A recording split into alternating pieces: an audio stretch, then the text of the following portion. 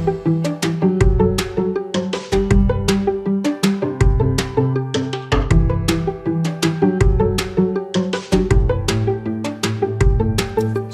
knows that the behavioral healthcare system is broken, but we're willing to bet you have no idea just how broken it really is.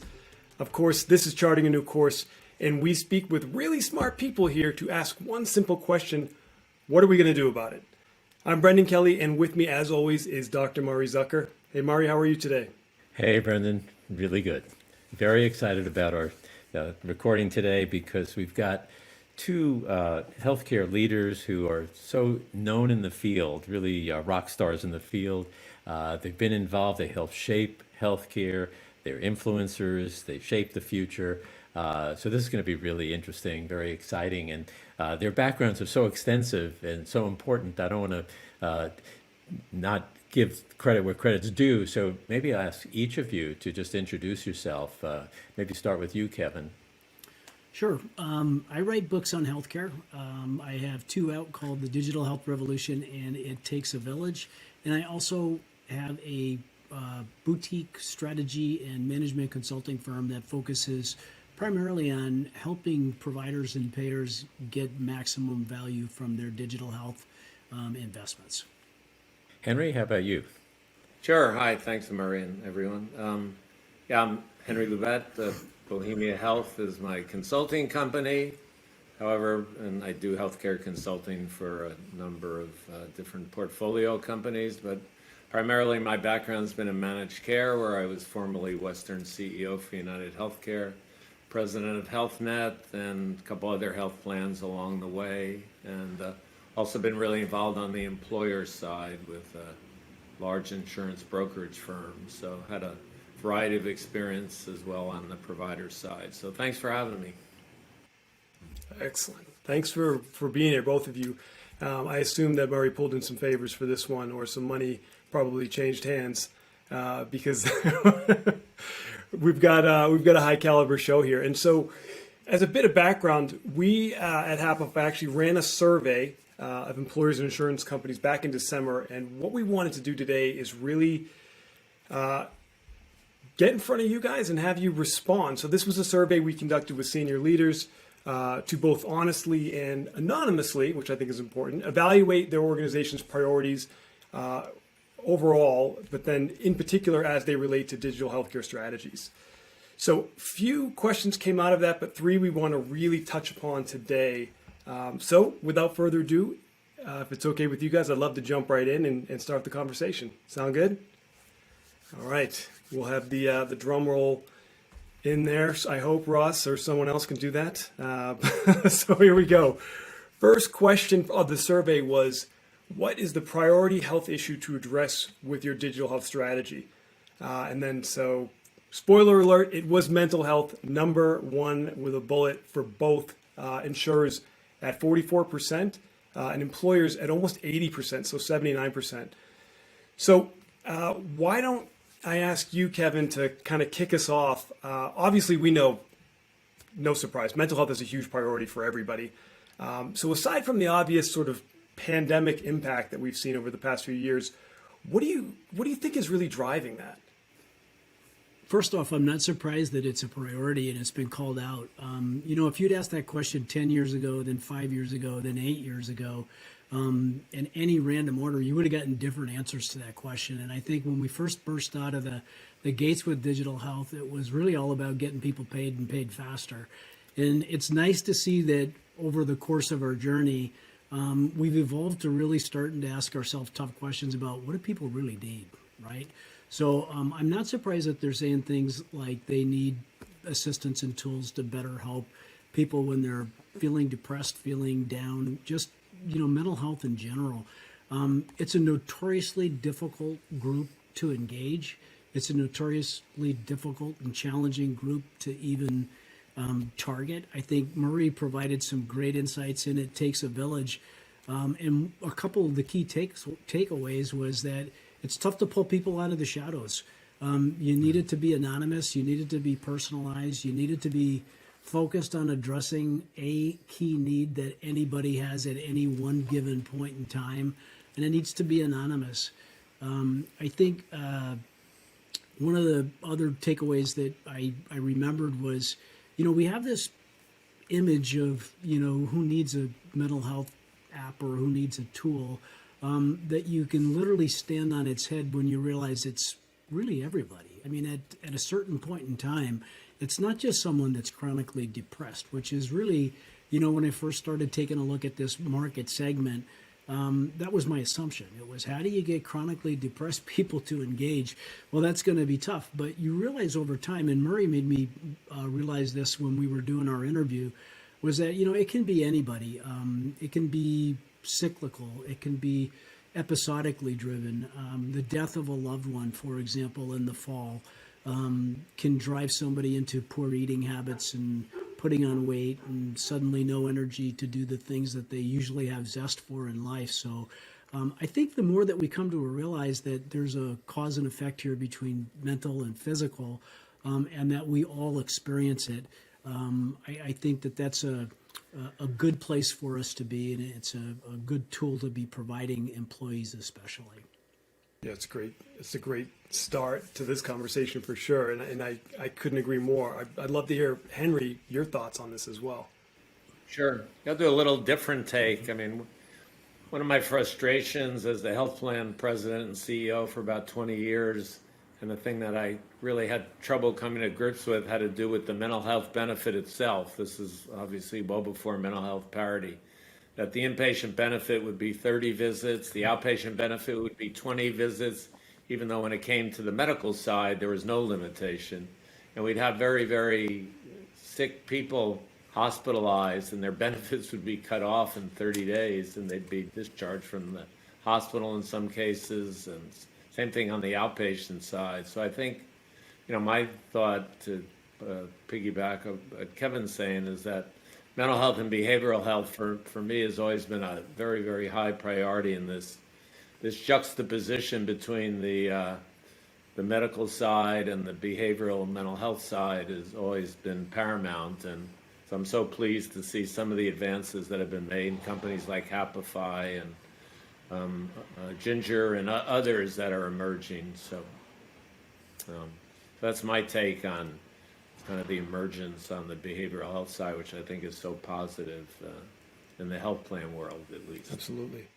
I said to somebody the other day in a conversation that 100% of your people, we were talking to a large employer, 100% of your people are already on their mental health care journey. So it's not about that small amount of people that show up in the claims data. We know that people are dynamically all along this mental health spectrum at any given point in time. And Maria, I think you know a thing or two about this sort of stuff, so we'd love to get your thoughts as well. I'm still learning. Actually, I wasn't surprised with the results. Actually, I was very pleased with the results. So there's that much recognition of the impact mental health has, both for employers and health plans, for the population in general. And taking it one step further, it's not a national problem, it's an international problem. And when we pose the question, so why is it becoming so recognized? Why is it now so important? Okay, you've got the pandemic that, shine the light on it, and, all the consequences of depression, anxiety, post-traumatic that goes with the pandemic. But I think, societies have come along in recognizing it, so decreasing stigma is helping why it's become front and center main problem. Also, when you look at, let's just take from a strictly hardcore, hard-nosed financial standpoint from the health plan perspective, if you look at dollars spent, so it's chronic medical illness is the big ticket item, right? And then there's the severe, horrendous things, heart transplants, liver transplants, and all.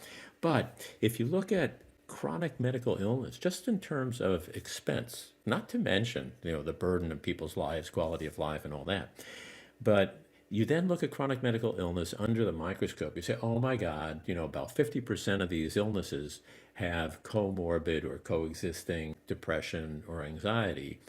And then the research shows, wow, if that's the case in a person who has comorbid depression or anxiety, they don't take their medicine. They don't change their lifestyle. Their, needs for insulin are higher than usual. They live shorter lives. They're in the emergency room more. So from a strictly practical financial standpoint for the government, the health plans, and everybody, chronic medical illness really it needs to be looked at in terms of its comorbid, mental health issues.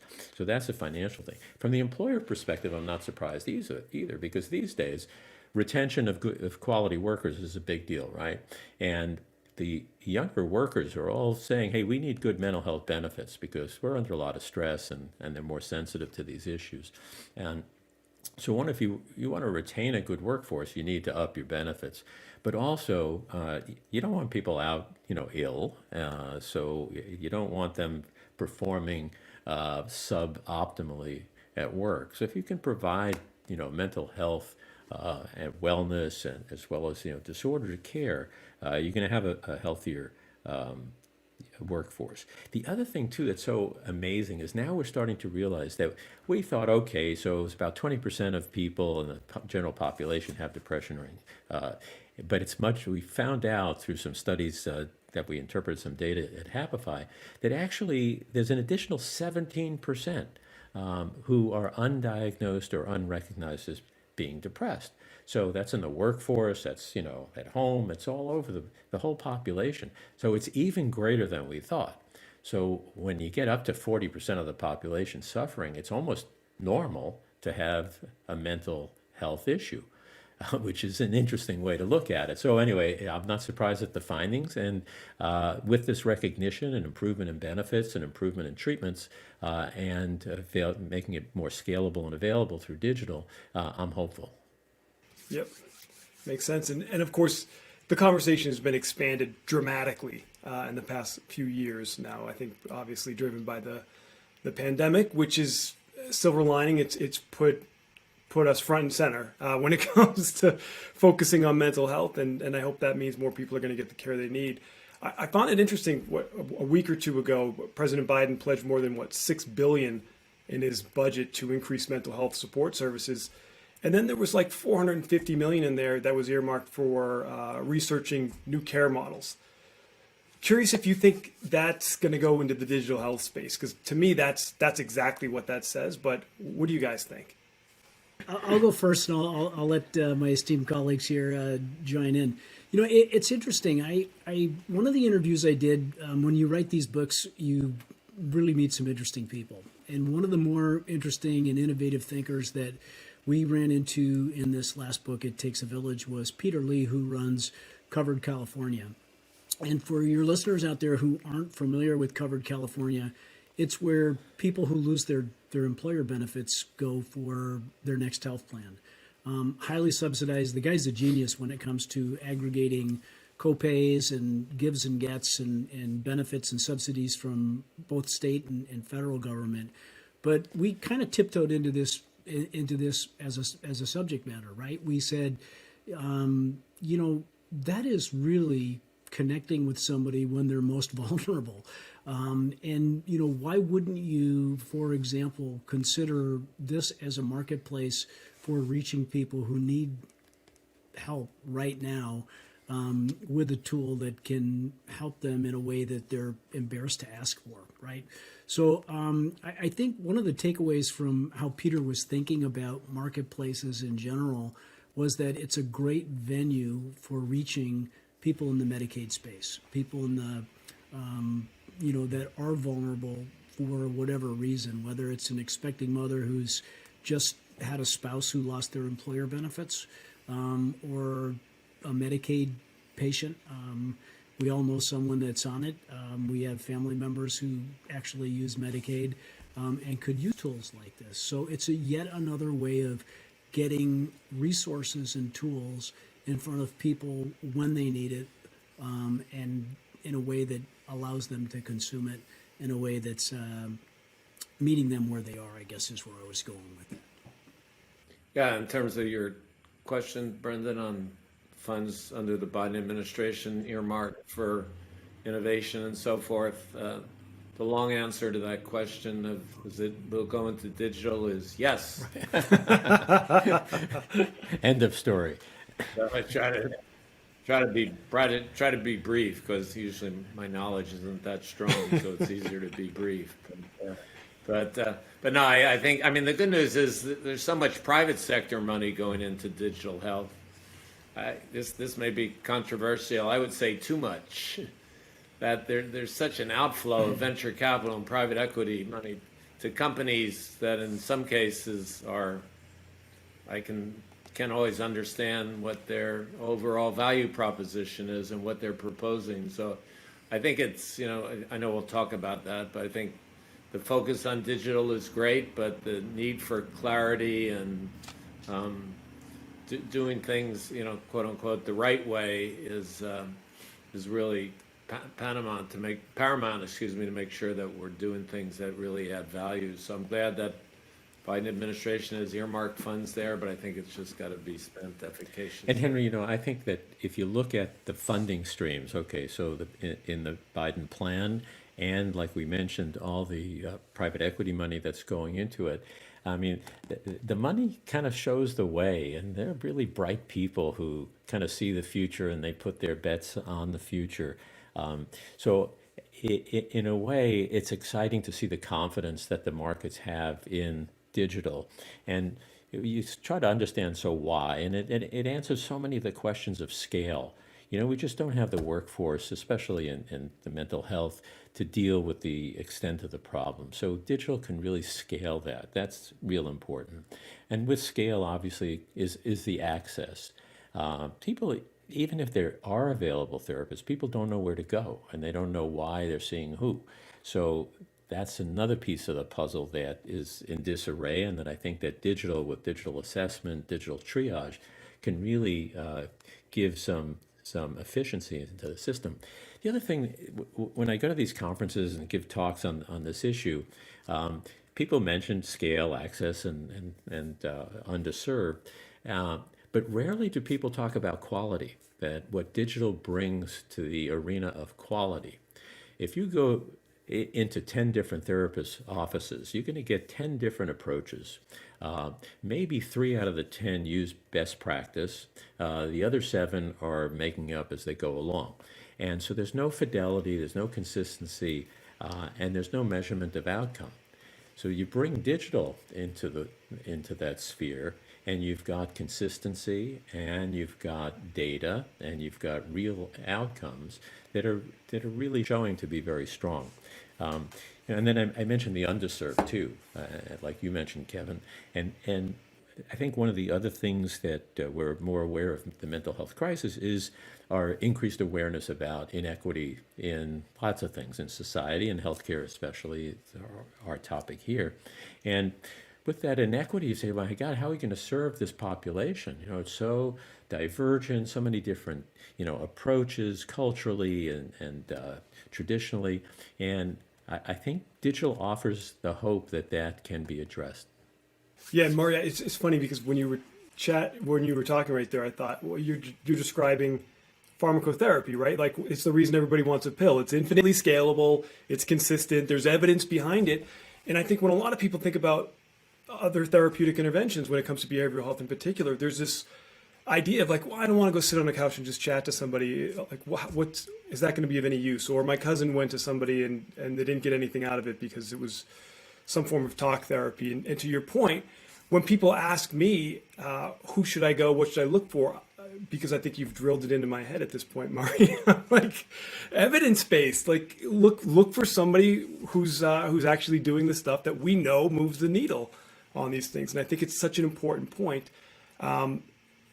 But it's an interesting way you described it, because that is pharmacotherapy in my mind. Like, that's how you define it. And to see that being applied to the digital therapeutic space, that's innovative. I think that's promising, and maybe it'll drive more innovation, across the board with all these different interventions. I think that's exciting. So, Brendan, are you saying that someday the doctor will write a prescription, take this app, and call me in the morning? Yeah, I'm saying that all 3 of you are going to become AI. And I'll just be able to go onto an app, and it'll probably be the metaverse. It'll be virtual reality, right? I won't have to talk to a real human ever again. But hopefully you'll still get paid. We'll have to license your likeness. Well, don't tell your wife that. Brendan, at a certain point, we all the conversation always pivots to how do you engage and sustain, right? And when you talk about evidence-based, you personalize that toward the individual, and you've got a guy that's going to stay connected, right? So, Yep. I mean, I hate to say it, but it's the what's in it for me, and the what's in it for me right now. And if you can help me muscle through a particular troubling time, I'm coming back, right? I'm going to use the tool again and again and again because you're helping me. And I think a lot of times innovators and health plans and even providers, they lose sight of that, right? So take evidence-based down to the micro level, and you've just achieved the holy grail of engagement challenges. And Kevin, you just beautifully teed up our next survey question. So thank you. Thank you. I'm going to stop talking and just let you run the show, I think. So that second survey question is what is the biggest piece missing in your digital health strategy? Surprise, surprise. It's around personalization. So 43% of insurers said it's the ability to personalize the experience. 53% of employers said the ability to get employees engaged and retained. And I think those are two sides of the same coin, right? So really interesting point and a critical point because it doesn't, if they don't use it, no one gets better. It doesn't work. So that's a hugely important point. Henry, why don't we go to you on this one? I know you do a lot of work with provider marketing at eHealth. So how does content that comes personalized from a doctor, for example, perform in the Medicare space, or as opposed to something that is that's generic? Sure. Yeah, and it ties back to the first question, Brendan. That's we didn't discuss value-based care. That's Yep. one of the mantras of eHealth. Talking about eHealth is this drive towards value-based care. I have some other comments later I'd like to make on that, but I think that's what we've defined at eHealth, where I work as a consultant and executive advisor around that theme, and we've entitled some of the employees directors of value-based care and the like. But to your point, what we've seen with eHealth is that where historically eHealth has been what I call an e-broker or broker that brings in members into health plans as part of the overall marketing strategy, which is similar to what others do. eHealth took it to a new level from a personalization standpoint, and that is the area that I work in, built a whole new provider channel. And that provider channel, instead of just talking generically about a health plan like Humana or HealthNet or Anthem or any of the others, we actually tied it from a personalization standpoint to a medical group and even down further to a physician. And so one would select Sutter Health or UCLA or Optum, whatever those medical groups and or hospitals may be, and that would be the choice they would make. And by doing that, one is we showed more profitability in terms of the value that we brought relative to the costs and expenditures. And second of all, we saw like I believe it was about a 10x engagement rate improvement when they had this personalization, where someone could really identify either with the physician group and hospital or even down to the individual physician themselves. And so to me, it became really clear, and again, granted this is Medicare population, but that this whole concept around personalization was so essential and critical to make what we do in the digital space effective. And Henry, you mentioned at the very start value-based care, which is something I keep hearing come up more frequently, more recently. Would you define that for the audience, just so we can all get sort of clear on exactly what we mean by that? Yeah, it's almost self-explanatory. I'm going to make you do it anyway. Moving on to other questions. Good question. Next question. I can give you the pop culture version of that, and that's that healthy outcomes matter, right? I mean, you could really reduce value-based care, Henry, I think, down to Hey, I think as doctors, we should reward and remunerate along the lines of who got to the better outcome, right? I think that you can't do that without data, right? And data is a wonderful thing, but only if there's an actionable next step.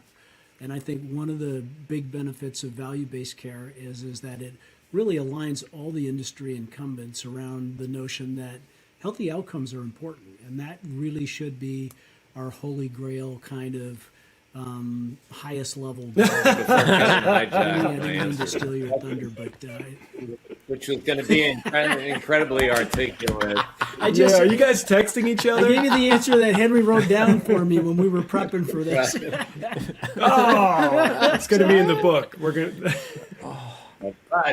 But I bounced back quickly. I mean, Kevin had me in his first book and had me on even the back cover. So he obviously shows great judgment and taste in his as an author and a writer. But no, I would say that Kevin touched on it in all sincerity. You know, aligned incentives, value-based care in my mind is around population health. It's taking a overall numbers of folks, 10,000 members, for example, and paying medical groups or hospitals a set fee to take care of that population, hence the name population health. And that's a real critical ingredient of what's value-based care, and I think, really speaks to, what it brings to the fore and how important it is. Sometimes the term sort of gets misused. I mean, one of the real quick examples, and I don't know how far it's gone, but one of the things I was most impressed is this on the pharmacy side, Brendan, Murray, and Kevin, and that is that I remember Cigna, I believe it was, and I'm sure other health plans have done it. They would say, if you have diabetes, we're not just going to pay for your insulin every time you have to refill your insulin. We want to show that your health has improved, and that what we're doing from an intervention standpoint isn't just the medication itself, whatever that may be. It could be hypertension, could be high cholesterol, whatever that may be. But a combination of the medication, and this is where I think digital can be so powerful, coupled with an intervention, and then pay that on a population base so that if the person doesn't get better and they don't stay engaged and they don't have adherence to the medication, that the health plan should be penalized for that, or the PBM should be penalized for that. To me, that's a good example of value-based care, at least one example. Yeah. Well, and I'm glad you mentioned the word outcomes, because that at the end of the day is one of the key elements of value-based care. And when I look around, I see it's understandable, and the model is there because you have evidence. You can do lab tests, you can check blood pressure, weight, things like that. On the mental health side, it seems to be a little stickier because mental health is a little squishy still. And so what data do you use, and can digital itself provide data so that you can get a value-based arrangement out of it? And then you mentioned the pharmacy, the PBM thing, and I don't know if this is true, maybe it was rumor or I made it up while I was sleeping, but that there's some talk about pharmacy, the whole model of reimbursement for pharmacy is a runaway cost and everything. And some people were talking that actually pharmaceutical companies will be reimbursed based on outcomes and value-based care. Did I make that up, or have you heard that? No, I try to touch on that, but that's whether it's pharmacy company or a combination. Now that so many of the health plans own or are owned by pharmacy companies, CVS with Aetna, Cigna with Express Scripts, United Healthcare with Optum, the new PBM that Anthem has.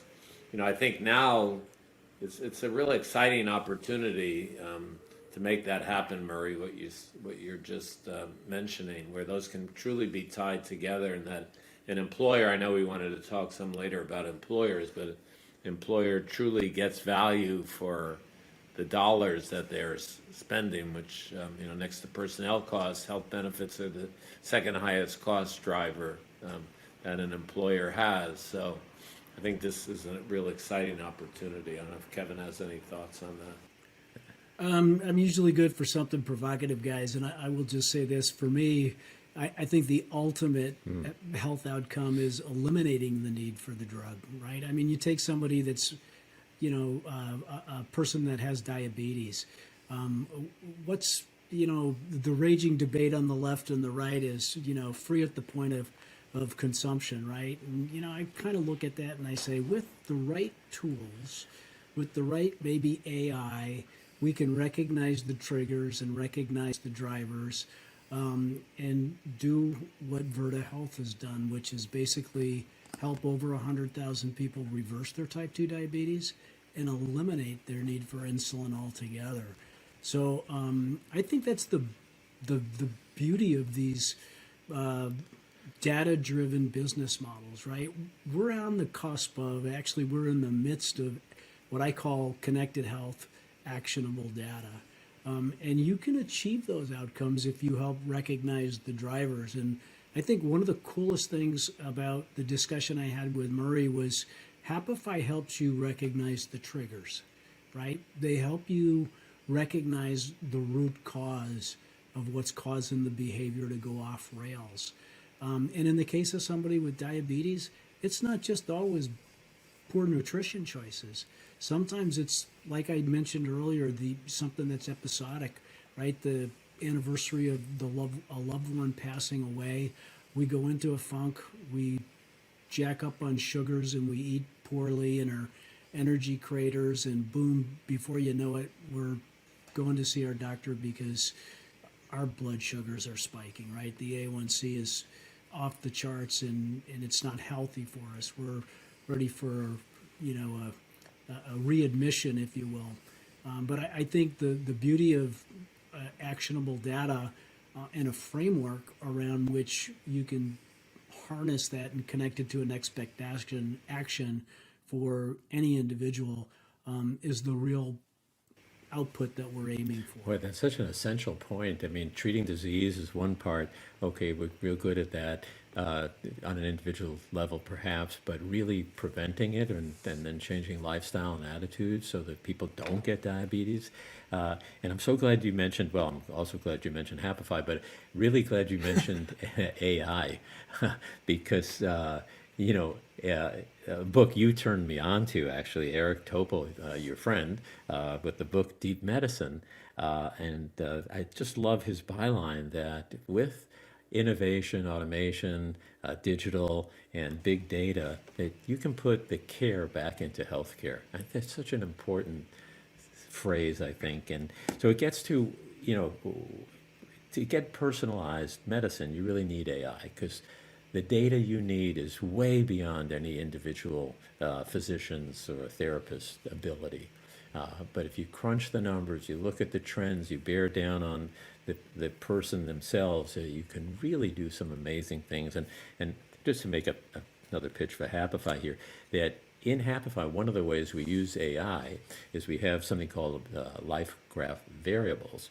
And all the inputs from the person using our platform goes into essentially an electronic digital medical record. So it starts to learn about you personally, learns about your health, your attitudes, and then what it does is because of that, it gets analyzed and it can feed back to you in a personalized way, in a way that you can understand, that you can act on, and that you can build trust and have a relationship with. So I think AI is so crucial to this whole issue that we're talking about, personalization. So coming back to this whole point of personalization, engagement, retention of folks using whatever it is we're introducing, I think back to the State of the Union and populations like Medicaid were specifically called out, right? So what do we think personalization and engagement look like for groups that would fall under Medicaid or Medicare? Anybody can jump. Murray, you were just making a point, so I'm going to ask you to keep talking. Oh, I'd love to. I'd love to. So I think it's a real challenge, but again, the whole idea of what AI is capable of, and then you use it in a platform that's accessible, that gets personalized. I think when I look at the Medicaid population, so it's very diverse, different backgrounds, education level, healthcare disparities, chronic illness. I mean, all these problems. And it's enough to make you want to throw your hands up in the air and say, oh, just let me focus on the worried well, and then I'll have really good data. But the real need is that large section of the population. And that's really the fastest growing segment of healthcare is really the public sector, right? So we've got to crack that equation. And I think, again, if you just say one size fits all for people living in a certain part of the city, underprivileged or socioeconomically disadvantaged, and one size fits all in terms of healthcare, well, that may be true for everybody there needs, their COVID shots, but we all do. But it's not true to get that person who has their own personal history, their own background. You got to get that person motivated and engaged, and I think it's AI is the way to do it. Yeah, I would concur. I think Murray nailed it. I think it boils down to, can you help me solve a problem I have? And how do you know I have the problem? And it gets back to what's the data sharing mechanism that shines a light on that particular individual. And you can't drive engagement unless you're solving a problem for me. And I'll stop sharing data with you if you're not solving a problem for me. So I think the way you crack that code as it is with sustained engagement is if you continue to add value for me, I'll continue to lean in and share data. When you think about how digital health first burst onto the scene and how it's evolved, I think a lot of our assumptions were wrong, right? First we said people wouldn't engage, and they did. I mean, we saw the first wave of digital health was really dominated by apps. There was an app for everything. And the next wave of digital health was all about the backward-looking view. Sometimes you hear this called quantified self or the big data era, but it was all about the smartest people in the room looking backward and saying, hey, I can tell you what just happened and why. And I think where we're at right now is probably we're on the cusp of the most exciting time that we've ever seen in healthcare, and that's that now data has become actionable, largely because of what Murray described with the dynamic of AI. You can basically have a platform that recognizes the triggers and says, there is another resource in our value chain that we can provide to you that will help you right now. Sometimes that's content, sometimes that's coaching, sometimes that's a handoff to a real life person. You can, the one piece about actionable data that is kind of scalable and repeatable is you can apply that to any disease state, and you can apply that to any condition. Once you get good at engaging, capturing, analyzing, and reconnecting the data, you've really cracked the code, and you'll be adding value at the micro level as well as at the macro level.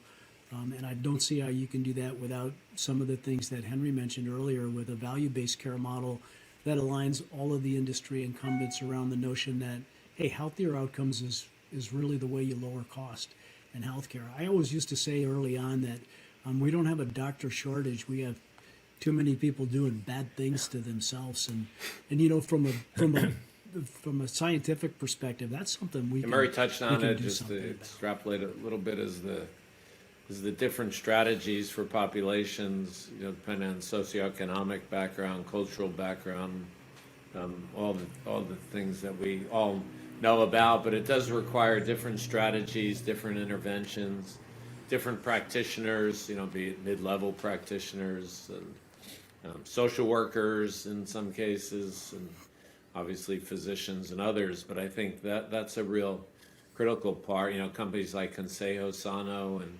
others that have really focused on, being culturally sensitive. We use the term social determinants of health, but a lot of that is around the different strategies. And the same thing for populations, a Medicare versus a straight Medicaid, wholly different approaches towards the interventions that we're talking about. Yeah, Henry, I'm glad you mentioned that. And I learned that firsthand many years ago, actually. I was heading a medical clinic on an American Indian reservation, And I was wondering why people weren't doing what I told them they should do. And so I went to the director of the clinic, an Indian woman, very wise person. And I said, well, what's going on here? You know, I have great training. I'm really giving them all this education, and it's not changing their blood pressure or their diabetes. What's going on? She said, well, you're speaking to them like you're at the university in your training. And these people have a very different perception. You know, you're making a diagnosis, but they also have a lot of faith in the faith healer diagnostician. If you walk out to a certain mesa when the moon is so and so, and then you'll bump into this guy and he'll tell you why, you know, you're having migraines. And you've got to learn how to put it in the context of their culture. And so that stuck with me throughout my career, that unless you're speaking the language and the culture of the person you're dealing with, you're going to miss the point. And again, a plug for AI innovation and the digital approach. I think we can do that. Yeah, I think that's exactly what's really exciting about digital, right? Because you get that hyper personalization at the individual level. I remember, you guys know, I've been sober 20 years now, and when I first got sober, I didn't get sober on day one, right? I did, like a lot of people, I bounced in and out, and I succeeded when I found a sponsor who I thought spoke my language. He was like me.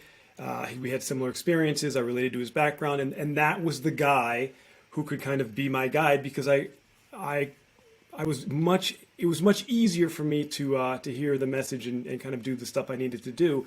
And later on, I found that I sponsored a lot of young guys early on, and those were the people who sought me out. And I thought, gosh, if you could scale that one-on-one, finding the right person, the right tool for the right job, so to speak, that you get a lot better outcomes, a lot more impact at that individual level. And we wouldn't lose as many people along the way, not just with substance use disorder, but with all sorts of things.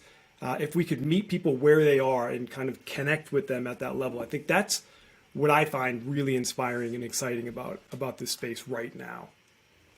So I think we've really made a good case for the digital world.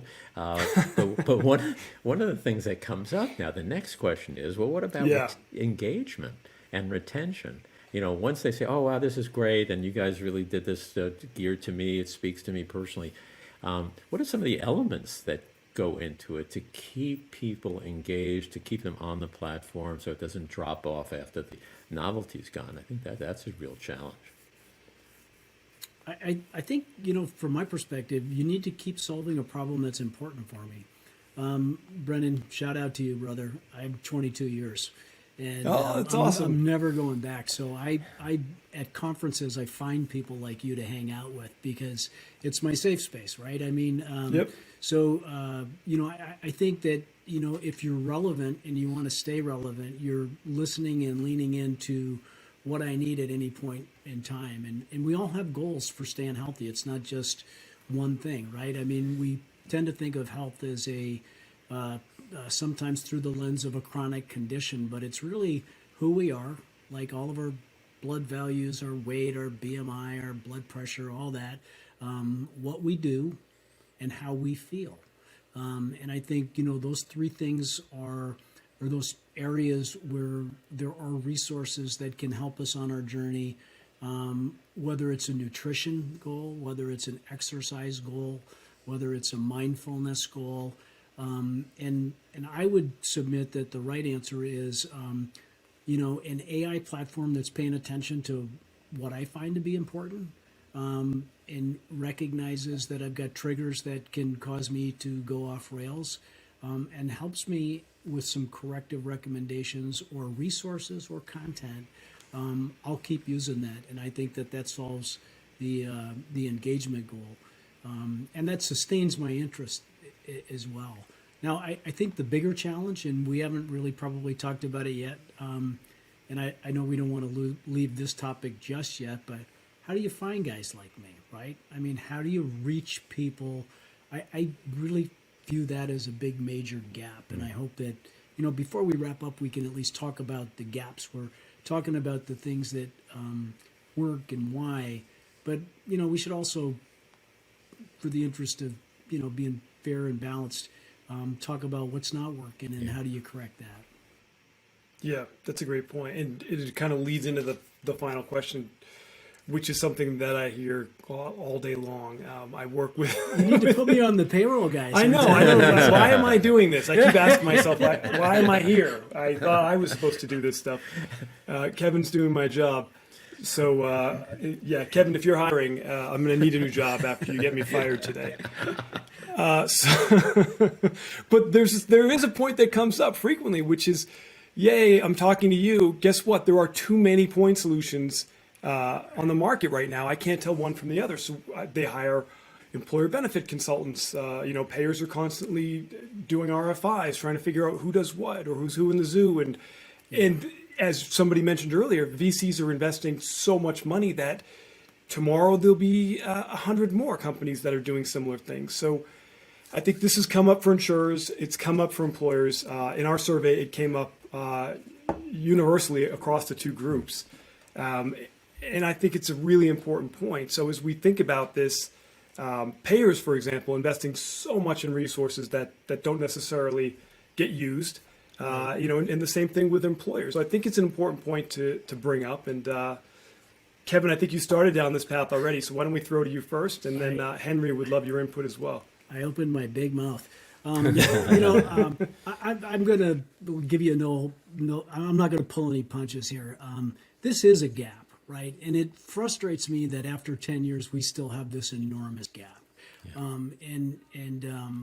Honestly, I'm going to rip on the health plans a little bit here for just a second. I mean, you know who's always had access to members? You know who's always known who's got the chronic conditions or who's leaning toward the chronic conditions? Health plans. And yet we'd be hard pressed as a group to come up with some solutions that they've scaled that can address our industry's most pressing and acute needs.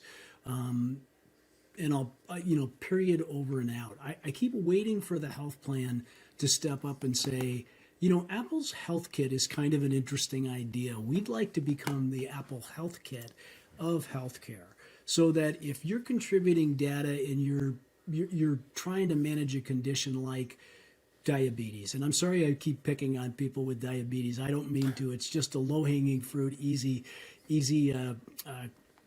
condition to sort of isolate and focus on. You've got Omada or you've got Verta or Solera, name your tool, right? Contributing data to a platform that maybe a health plan is responsible for maintaining. Their AI layer or their AI engine recognizes that in some cases, Kevin is going to be, flirting with A1Cs that are trending in the wrong direction, and it's going to be nutrition driven. And if you've got a good AI design that has a next best action as the next logical step, you pair Kevin with Noom. You pair Kevin with Jenny Craig. And maybe if you're a Medicare patient, you also send him home with some reimbursable meals to make sure that he's eating right. Now, if you're somebody else, and it's driven by an episode of depression that's cyclical, like we mentioned previously, you pair that member with Happify. I think I really am frustrated with health plans because they have been sitting on a ton of money. Yep. They really haven't led the innovation wave whatsoever. They've been laggards with respect to, how they use and adopt a lot of these technologies. I mean, you guys are an innovator. I mean, over beers one night, you could probably tell me some stories about how frustrating it can be to sometimes even get on the radar of the right people at these health plans. But I think they've really so far swung on and missed this pitch. And there's a wonderful opportunity, I think, for a health plan to come along and say, look, we don't care where the data comes from. You know what? If it hits our platform, we'll analyze it and help you with whatever conditions you're trying to manage or goals you're trying to attain. So I think I'm going to watch these guys, and you watch them. They'll all struggle with, well, does that mean that we create a curated experience coming right out of the gate? Well, you can do open and you can do curated. They don't have to be, at odds with one another. If you're on the East Coast and Omada is the tool of choice, great. We don't care. If you're on the West Coast and maybe that's Verta Health that's the tool of choice, also great. We don't care. But that data is going to land on our platform. We're going to analyze what's being contributed, and then we're going to help you take the next best action. You see Apple doing that a little bit now, and you see point solutions doing that, but it's not in a scalable way. Like every morning, there's an Israeli company called Lumen. I exhale into my Lumen. It helps me calibrate my diet based on what I ate the previous day, and it'll tell me, hey, Kevin, you're leaning too heavy into carbs. If you want to get an optimal burn rate, you need to bring proteins into your diet today. But Brendan, the thing is they also look at what I'm logging on Noom. So not only are they contributing data, they're harvesting data, and you get this wonderful exchange of I've given you something, I've gotten something in return, and you know what? It's all for the benefit of your member. I really don't have any insights to share as to who's doing what in this space yet. And if I did, I probably wouldn't be able to share it with you. But I can tell you, Optum's Marketplace doesn't do that. I mean, Optum's Marketplace is all about what do you need? You can buy it here. And I think it needs to be a little bit more sophisticated than that in a way that Murray was alluding to earlier, which is that AI level. And there's room for AI on both the platform side and on the solution side. Because I think that that's going to be the thing that helps us to get to both personalization and the ability to scale in a meaningful way. Wow, Kevin, now that you've thrown my former employer under the bus, I was at Optum. You'll never invite me back. No. No. It's interesting. I was at Optum for 18 years, and I walked away when I retired from Optum. I had the same impression looking back, saying, wait a minute, sitting on all this data, and what are we doing with it? How come we're not leading the charge?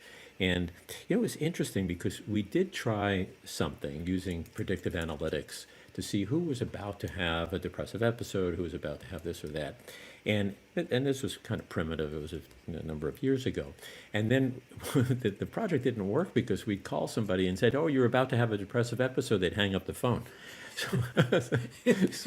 So we have to be more sophisticated than we were back then. But you're raising a very important point about the health plans are sitting on the data. They've got the funds. They've got access to resources. They can buy, merge, invest in whatever. So Henry, do you have any insights from your experience about health plans sitting on all this information, why they're not taking the lead in some of these outreach and changing towards population health? Yeah, I was going to say, as a recovering health plan CEO enrolled in the 12-step program, I'll be happy to have some great, especially given Kevin and Brendan's earlier comments about their own lives. I have great insights into that, but that's why I left the health plan world. No, not exactly, but I think that, it's a great question. I wish I had the answer as to why it is. I think, in my mind, health plans have grown so large and so bureaucratic in many cases that it's very difficult to be nimble and to move and to change and to do the kinds of things that you're saying. They just oftentimes have reasons why not to do things versus why to do things. And I think that's kind of a key ingredient from an innovation standpoint. Is that in many cases, I think they've just gone too large. I mean, companies like Oscar emerge and some others to try to change the landscape. It's an uphill climb, unfortunately, to build the health plan, and all the infrastructure and the data systems and everything else that's required, and especially to be in a national, it's a big country out there. And if you want to serve large employers in defense of health plans, you've got to build that, and there's a lot of resources that go into that. So, but I think historically health plans have just not been the source of innovation. That's why Oscar has the valuation that it does, and so And earlier, so anyway, that's my probably less than sophisticated response. I want to riff on something that Henry just said, and that's, I mean, I have very low expectations for health plans to innovate. I just do. But what I do have an expectation for them to do is work with the innovators. And that's something that's totally different. That's a business model issue. And if they can, there's out there is somewhere at a health plan is somebody that's thinking 2 to 3 steps out there and realizing that, you know what, we don't have to invent everything, but we need to be able to work with everything that's meaningful and our employers and their employees find to be useful for them.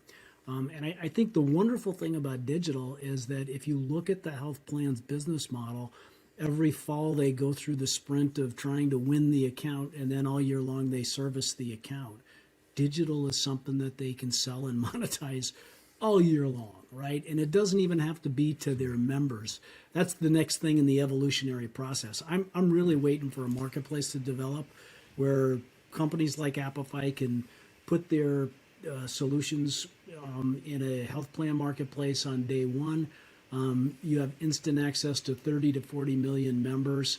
And I think when health plans, God bless them, they go so slow. When they realize that they can clear this hurdle, they now realize that they've got something that they can offer to people that aren't necessarily their members. And I think the other thing is they're not the only people that I would expect to be providing routes to market. Covered California is a great example of another largely untapped route to market. And I think AARP is another. I think these marketplaces will emerge, but they wouldn't have emerged without the data becoming actionable and the ability to reconnect and analyze and harvest as well as contribute the data. So I think Henry nailed it. Yeah, it's interesting now that I've kind of ragged on health plans.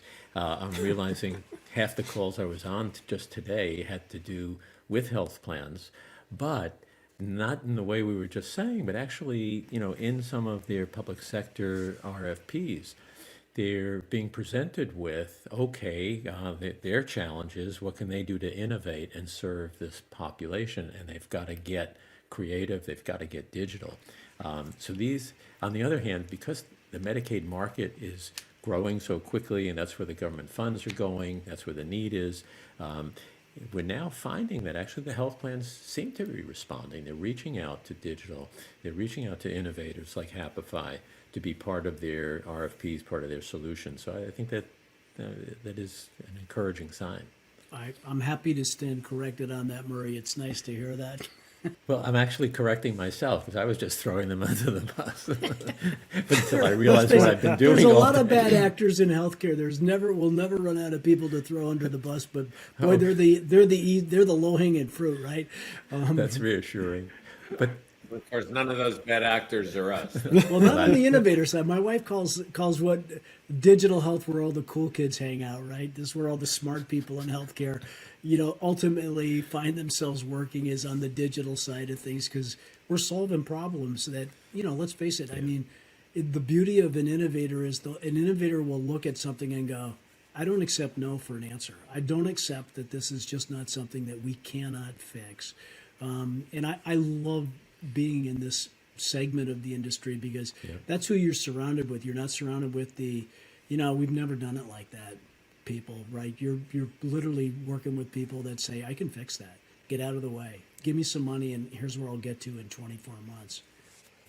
All right, Kevin, that's enough because now you're stealing my thunder so wholeheartedly that I've got.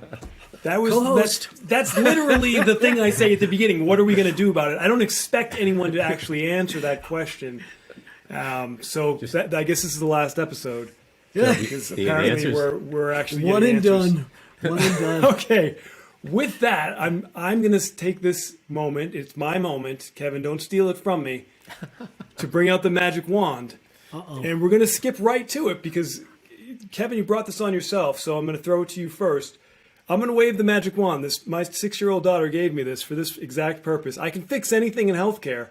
And since you brought up our ability to fix things and you were leaning in this direction, I'm going to give it to you. Wave the wand. What are you going to fix and why? I think the thing that I would probably focus on first, if I had your daughter's magic wand, it would be aligning the industry incumbents with the biggest pain points around the notion that they are a conduit for reaching people with these problems. It's something that they've never been good at. The flip side of that, Brendan, is, when I go to see my doctor at One Medical, she is good at that. I mean, she looks at my data from a longitudinal view, and she goes, "Look at your blood sugars; they spiked, but your weight dropped. How are you losing the weight?" Well, I was juicing. That's a bad thing for a guy in his 60s to be doing for an extended period of time, because it's like mainlining sugar, right? The other thing I was doing was, my wife was going on a destination wedding, and she was taking some fat burning pills, and I thought, well, I want to look good in my bathing suit too. I'll try that. My blood pressure went out of whack. She can't help me unless she's got a good look into me stepping on those scales every day, and me taking my blood pressure every day. Now, she doesn't need to be overwhelmed by that with all of her patients, but boy, when they're trending in the wrong direction, One Medical reaches out to me and says, we need to talk. So I think that the routes to market need to be better flushed out. And I think we can all learn something from the data-driven approach that the One Medicals of the world are using. That would be my answer to that. That's great. Yeah, it comes back to this whole hyper-personalization, right? Mm-hmm. So Henry, I'm gonna hand it to you. Okay. I feel the power. Don't go crazy with it now. Don't use it for the winning lottery number, right? I was going to say, my remedy to cure all the world's issues around healthcare is innovate, personalize. You've said, it's been part of your survey or whatever, and how it gets done. Simple things which I wanted to bring up earlier, like texting, especially with culturally sensitive populations. We have all these sophisticated, no disrespect to machine learning, AI, big data, all these, cerebral, really important things. But, what's going to be a reminder for people, oftentimes, especially in culturally sensitive populations, is simple text reminders, for example, or provide that ability to do that, and maybe take that to a whole different level than we've known before, because that's what we all do all the time. And so why don't we try to find ways, and maybe those are being done, I'm sure they are, Kevin would know, in a new and different way, as simplistic as it seems or whatever, because we're talking about reminders, adherence, and any of the disease states that we're talking about. So I would say that's critical. The other is the whole focus on primary care. And I think the more that we can do, one of the biggest innovations, clearly, as we know, post-pandemic or during the pandemic, is telehealth. And, we've seen an incredible power unleashed. And I don't think it's necessarily been done as well as it could be. But I think, to Kevin's point earlier, the measurement of what telehealth has brought, an ability to do less primary care for the in person for the worried well. Everything else is really critical, but we have to measure that and see what the effectiveness is and how that can be used. But as we know, the numbers of visits and the number of companies doing telehealth has gone out the roof. So anyway, those would be the points, Brendan, that I would mention with the. Well, could I get one of those wands from your daughter? I can have it sent to you. Yeah, I'll have to talk to my daughter. But 22, so he probably. I'm not sure how he would use that, but. Probably not to solve healthcare problems. You'll have ads from Amazon popping up on your Facebook account for magic wands. That's coming now. Murray, any closing thoughts from you today? Well, one of the things that's real clear, that it's real fun to hang out with the cool kids. But what's so nice about it, just in our discussion, we've identified problems, And we've given some hope in terms of what directions might lead us to some answers and solutions. I mean, and the time is now. We're really lucky to live at this point in history in the evolution of healthcare. So hopefully we'll all be part of making things Right. better for everyone. Right. Well said. And gentlemen, thank you all again for joining. This has been a really insightful conversation. And I imagine we'll probably bring you back, especially you, Kevin, as you steal my job. But looking forward to chatting again. And so thank you all for joining and for sharing your insight. And of course, thank you at home for listening. This has been a really interesting conversation. And of course, we'll probably end up doing a follow-up, I imagine, because we've just started to unpack.